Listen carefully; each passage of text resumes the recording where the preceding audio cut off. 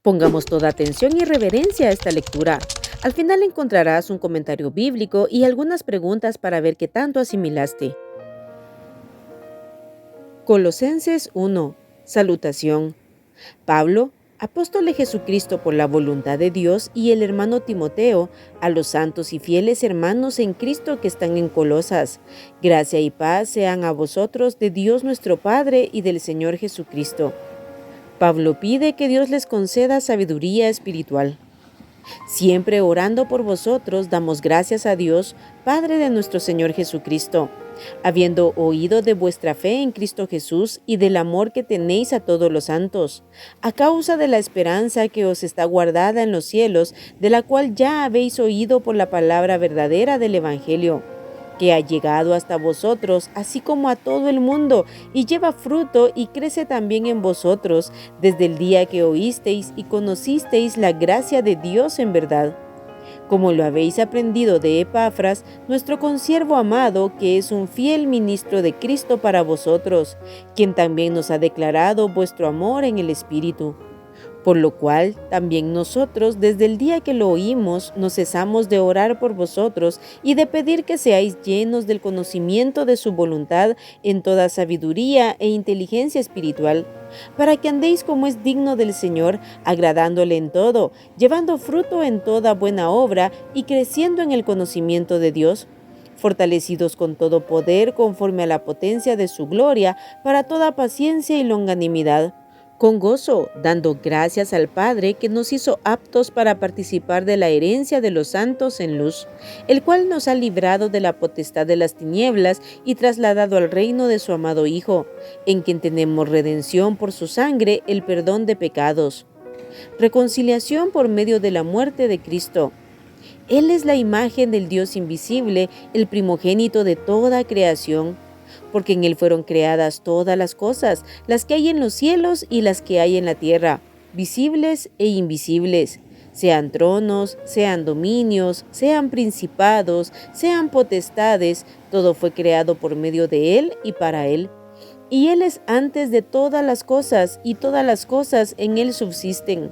Y Él es la cabeza del cuerpo, que es la iglesia. Él que es el principio, el primogénito de entre los muertos, para que en todo tenga la preeminencia. Por cuanto agradó al Padre que en Él habitase toda plenitud, y por medio de Él reconciliar consigo todas las cosas, así las que están en la tierra como las que están en los cielos, haciendo la paz mediante la sangre de su cruz. Y a vosotros también, que erais en otro tiempo extraños y enemigos en vuestra mente, haciendo malas obras, ahora os ha reconciliado en su cuerpo de carne, por medio de la muerte, para presentaros santos y sin mancha e irreprensibles delante de Él.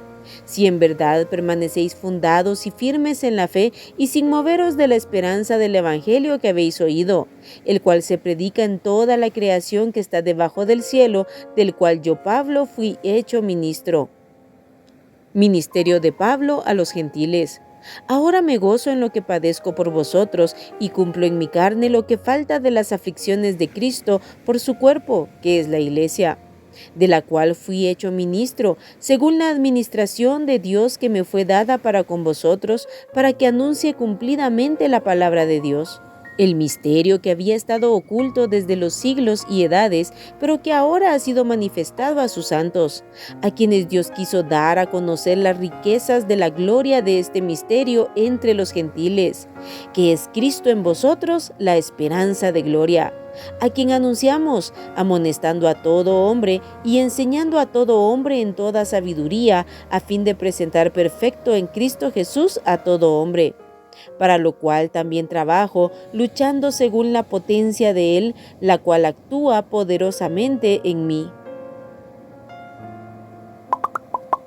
Esta carta fue enviada a la iglesia de la ciudad de Colosas, pero también debía ser leída a la iglesia vecina de la Odisea. Fue escrita en la prisión, probablemente en Roma, entre el año 60 o 62 después de Cristo, junto con Efesios, Filipenses y Filemón. Fue escrita para advertir a los colosenses de herejías y falsas doctrinas a las que se estaban enfrentando. La carta fue enviada por Tíquico, quien estaba acompañando al esclavo llamado Onésimo, que había huido de su amo Filemón e iba de regreso a él. Esto lo entenderemos mejor cuando leamos la carta de Filemón. En este capítulo 1, después de saludar a la iglesia junto con Timoteo y expresar su gratitud por la fe, el amor, la esperanza en lo eterno que mantenían firme y su continuo crecimiento bajo la dirección del siervo de Dios llamado Epafras, Pablo les declara que oraba por ellos continuamente para que fueran llenos del conocimiento de su voluntad en toda sabiduría e inteligencia espiritual. ¿Pero para qué? ¿Para llenarse solo de conocimiento? No. En los versos 10 en adelante nos dice para qué. Era para que anduvieran como es digno del Señor, agradándole en todo, llevando fruto en toda buena obra y crecer en el conocimiento de Dios. El conocimiento es importante, pero debe ser aplicado de una manera práctica para vivir conforme a la voluntad de Dios y agradándole a Él. Esto sería posible al ser fortalecidos con todo poder conforme a la potencia de su gloria para toda paciencia y longanimidad. Estas dos palabras se refieren a la actitud que debemos tener durante las pruebas y en toda nuestra vida. La paciencia tiene que ver con soportar circunstancias difíciles de la manera correcta y longanimidad se aplica a esa perseverancia y constancia en nuestro ánimo para ir hacia adelante. Podemos ver que la fortaleza viene únicamente de Dios, pero qué maravilloso saber que podemos ser fortalecidos con todo poder, conforme a la potencia de su gloria. Esto es algo que nuestra mente no puede comprender, pero que sí podemos experimentar. De esa manera, como sigue diciendo, estaremos llenos de gozo y daremos gracias a Dios por poder participar de la herencia de los santos en luz. Todo lo contrario a vivir quejándonos o decepcionados o amargados, ya que nos ha librado de la potestad de las tinieblas y trasladado al reino de su amado Hijo. En los siguientes versículos, Pablo nos habla acerca de la divinidad de Cristo. Dice que Él es la imagen del Dios invisible, el primogénito de toda creación. Jesucristo es la imagen perfecta y la semejanza idéntica de Dios, lo cual significa que Él es Dios y posee todos los atributos de Dios. La frase "el primogénito de toda creación" se traduce literalmente del griego. No significa que Cristo fue un ser creado. Más bien, primogénito tiene aquí el mismo significado que se le da a menudo en el Antiguo Testamento. Quiere decir el primero en importancia, heredero o supremo. Cristo es el heredero de toda la creación y la gobierna como el Hijo eterno de Dios. Pablo confirma que Jesús es Dios cuando confirma su actividad creadora. En Él fueron creadas todas las cosas, sea materiales o sea espirituales. Todo fue creado por medio de Él y para Él. Todo subsiste en Él. Es imposible declarar que Él fue creado cuando en el versículo 16 dice que en Él fueron creadas todas las cosas, las que hay en los cielos y las que hay en la tierra, visibles e invisibles. Sean tronos, sean dominios, sean principados, sean potestades, todo fue creado por medio de Él y para Él. Él es antes que todo porque Él es eterno y todas las cosas en Él subsisten. Este Cristo glorioso es la cabeza del cuerpo que es la iglesia. Él es el primogénito de entre los muertos. En este sentido, sí se aplica esta palabra en griego para hablar del primero, porque Él fue el primero en resucitar con un cuerpo espiritual e inmortal. Él fue el primero en levantarse de la tumba, lo cual es nuestra esperanza que nosotros también resucitaremos con Él. Como dice en 1 Corintios 15, cuando habla de la resurrección, dice, pero cada uno en su debido orden. Cristo, las primicias, luego los que son de Cristo en su venida. Él tiene la preeminencia en todo. En Él habita toda plenitud, es decir, toda la plenitud de la deidad o divinidad con todos sus poderes, atributos y naturaleza. Y por medio de Cristo y por su sangre en la cruz del Calvario, todo fue reconciliado con Dios. Aún nosotros mismos, que antes éramos extraños y enemigos de Dios, ahora nos ha reconciliado por su muerte para presentarnos santos y sin mancha e irreprensibles delante de Él.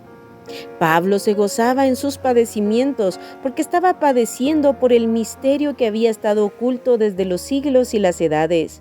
Él estaba anunciando cumplidamente la palabra de Dios.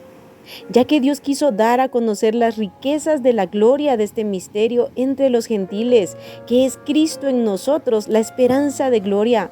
Ante los gentiles estábamos lejos de Dios, alejados de toda promesa, pero hoy gozamos de esta preciosa salvación. Pablo continuaba trabajando y luchando en la obra de Dios según la potencia de Dios que actuaba poderosamente en él. Es ese poder de Dios actuando en nosotros el que necesitamos para servirle a Él eficazmente. Ahora, si pusiste atención, responde a las siguientes preguntas. Número 1. En el verso 1, ¿quiénes están saludando a la iglesia de Colosas? Número 2. ¿Qué características había escuchado Pablo de la iglesia de Colosas por las que daba gracias a Dios? Número 3. ¿Cómo se llamaba el siervo de Dios que enseñaba la palabra en Colosas? Número 4. La oración de Pablo por la iglesia de Colosas era que fueran llenos ¿de qué? Número 5. ¿Cómo debe ser la vida de alguien que está lleno del conocimiento de Dios en toda sabiduría e inteligencia espiritual? Número 6. Según la enseñanza de este capítulo y de toda la Biblia, ¿Jesucristo es Dios? Número 7. ¿Por medio de quién fuimos reconciliados con Dios? Y número 8. ¿Cuál es el misterio oculto desde los siglos y edades? Aquí terminamos el capítulo 1 de la epístola o carta de Colosenses. Apartemos todos los días tiempo para orar y meditar la palabra de Dios. Que Dios te bendiga.